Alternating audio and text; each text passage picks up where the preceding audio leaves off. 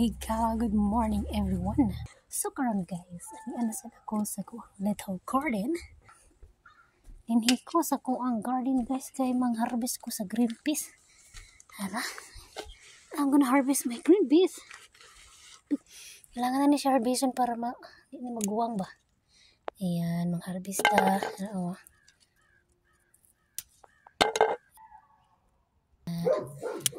Daghan kay kog atong harvestan para ganahan pa sila mamunga.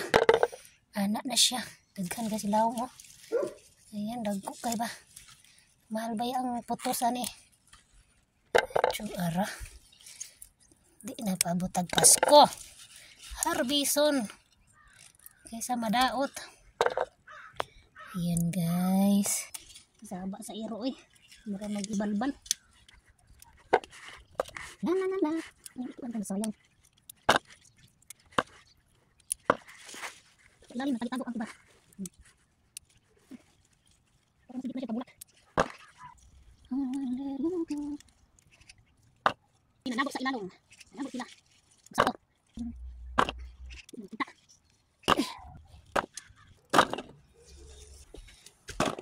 Oh, ayan mga higala ang akong na-harvest. Oh, gandaghan siya. Ayan. Atong nabriyan oh. Iso ko ako na ni. Pag may itinanim, may aanin.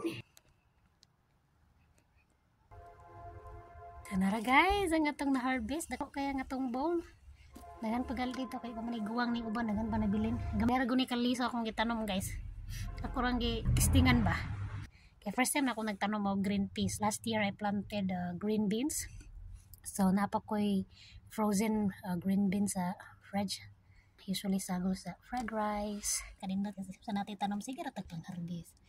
Bisan na natay sa kabuhan na bilin. Pero okay kayo, lingaw kayo. Enjoy ra tong summer. Lingaw di siya kaon. Lami din na summer. Guys, humana ko og panguha sa liso.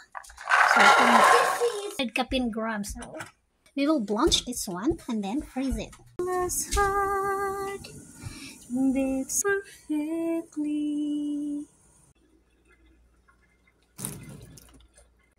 It's already cold. So, ito na niya siyang kwaon. Time to drain.